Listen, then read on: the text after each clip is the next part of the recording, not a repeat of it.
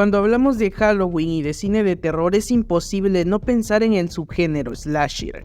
Además de los fantasmas y los demonios, los asesinos enmascarados ya se han vuelto todo un referente del Halloween gracias al cine estadounidense y las diversas películas que componen la mitología que los popularizó a finales de los años 70 y a principios de los 80. Y a pesar de que hoy en día los slashers siguen siendo películas consumidas por el gran público, nunca tuvieron una gloria tan grande como en sus comienzos, cuando una película copiaba a otra y poco a poco se creaban nuevos conceptos, nuevos mitos y nuevas narrativas. Es por eso que el día de hoy, aprovechando que es Halloween, vamos a conocer la historia del cine slasher.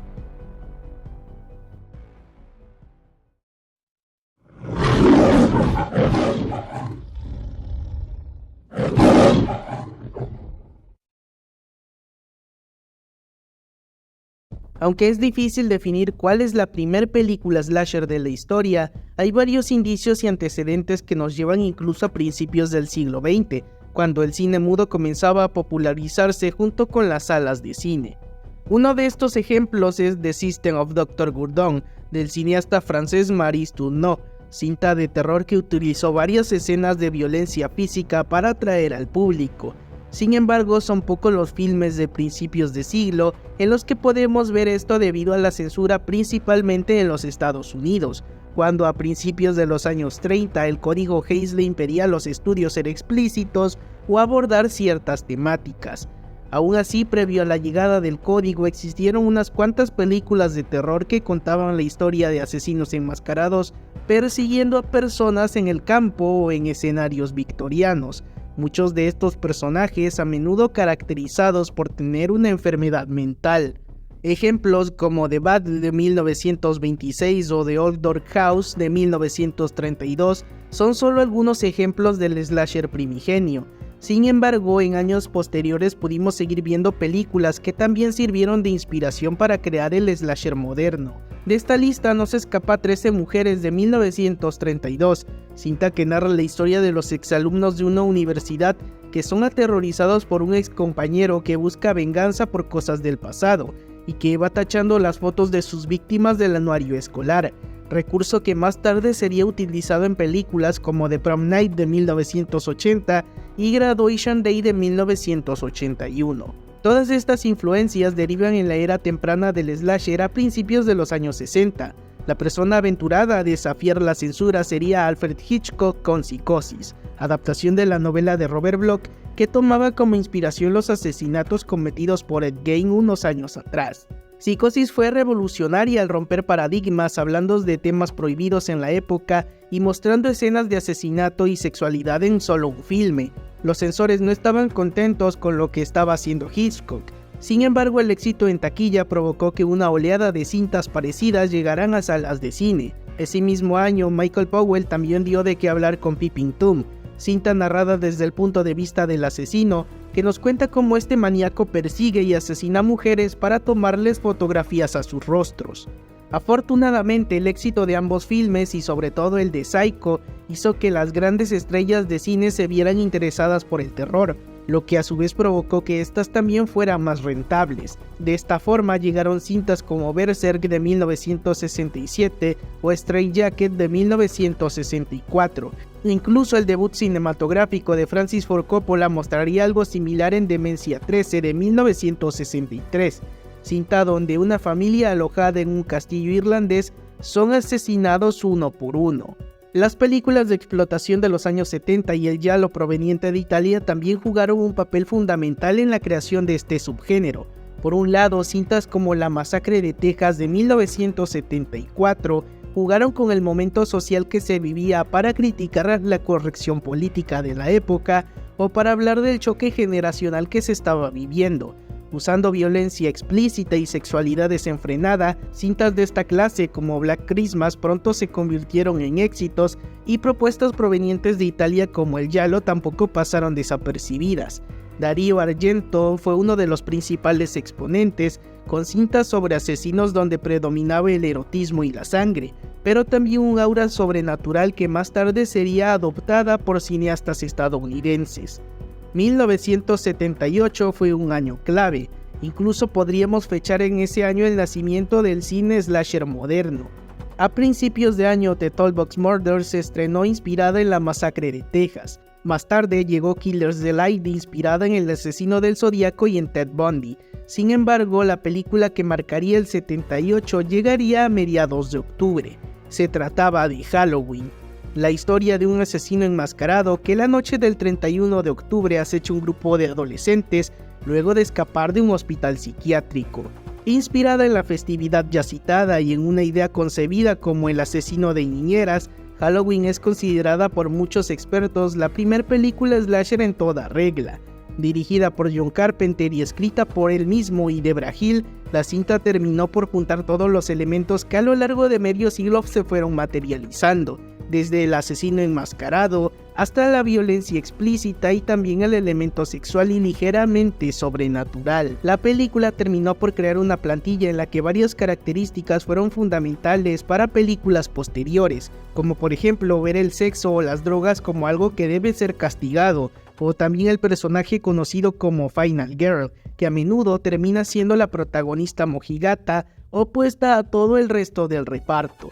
La película de Carpenter marcó un antes y un después en el cine. Se volvió un fenómeno que derivó en varias películas que quisieron replicar su éxito. La primera de estas fue Viernes 13.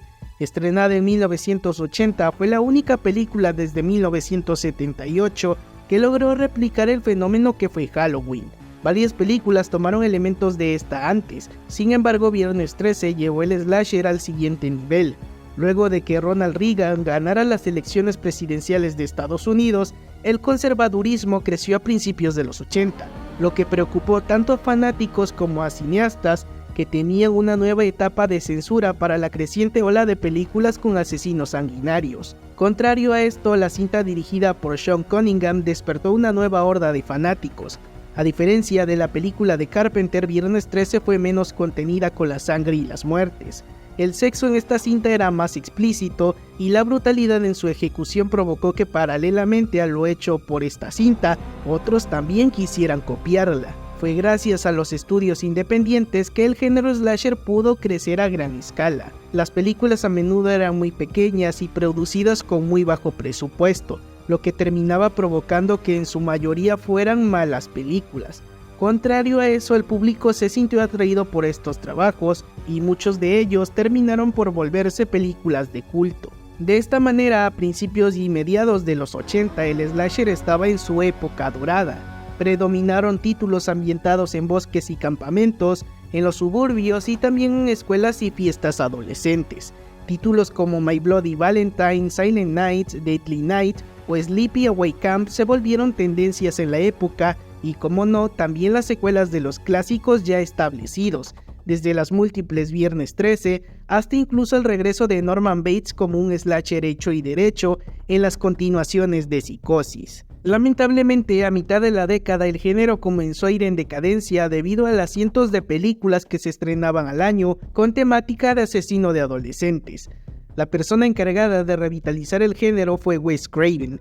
Mezclando elementos sobrenaturales con el slasher y un poco de comedia, el cineasta estrenó en 1984 Pesadilla en Elm Street, película cuyo atractivo principal sería su asesino estrella, Freddy Krueger, una suerte de espíritu vengativo que ataca en los sueños. Con un presupuesto de casi $2 millones, la cinta se convirtió en un éxito recaudando cerca de 25 millones, lo que también permitió que la productora New Line Cinema creciera y se convirtiera en una de las compañías más importantes de Hollywood. Tanto fue el impacto de la pesadilla de Craven que hoy en día se le conoce a New Line como la casa que Freddy construyó. Curiosamente, al igual que pasó con Halloween, Pesadilla en la calle del infierno también contribuyó a que varios quisieran copiarla e incluso inició una nueva ola en la que las cintas slasher mezclaban elementos sobrenaturales con lo ya construido. Se comenzó a dar más prioridad a los efectos especiales y de esta manera las películas de corte más independiente comenzaron a perder relevancia, lo que también permitió que estudios más grandes se apropiaran del género. De todas formas, las que siguieron dominando la taquilla fueron las secuelas, desde las de Viernes 13, Halloween y sobre todo las nuevas entregas de Freddy Krueger, que ya se había convertido en el icono definitivo de los años 80. A pesar de eso, nuevos iconos nacieron gracias a películas como Child's Play y Maniac Cop, ambas de 1988. Pero como siempre todo tiene un ciclo, y al final de la década una vez más el slasher comenzó a perder el interés del público. Lo que nadie esperaba es que la persona que lo revitalizó una vez lo haría de nuevo, y de esta forma Wes Craven le daría un nuevo aire al género con Scream de 1996. La película jugó con el terror clásico de los slashers y con las referencias para hacer burla del propio género, y a manera de sátira crea una comedia que también puede sentirse como un slasher clásico. Los giros en la trama y la construcción de los personajes alucinaron al público de la época, y como era de esperarse, Scream se convirtió en un éxito que también terminó derivando en una franquicia.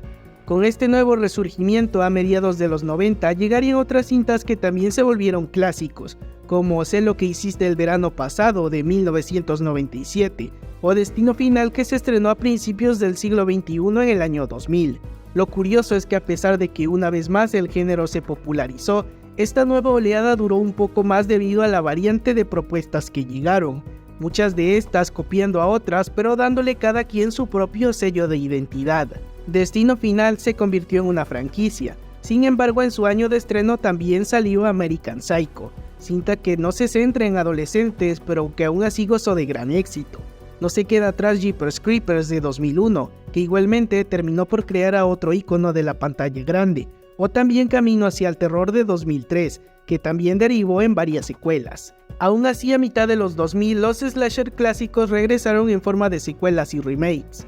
Freddy y Jason tuvieron un enfrentamiento antes incluso de tener dos nuevas versiones de la mano de Michael Bay, mientras que Michael Myers tuvo un nuevo acercamiento más visceral al personaje por parte de Rob Zombie.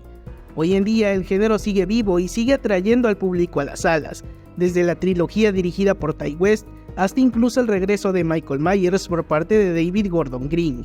En nuestros días tenemos un nuevo ícono gracias a la trilogía de Terrifier, y cintas como Feliz Día de tu Muerte o Freaky no se quedan atrás.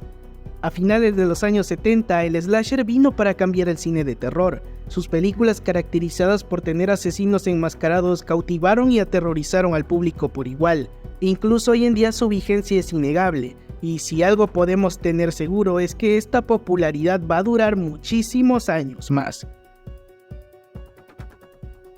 Pero bueno amigos, esto ha sido todo por hoy. No olviden darle like al video si les gustó y suscribirse a este canal para más videos así. Feliz Halloween y nos vemos en la próxima.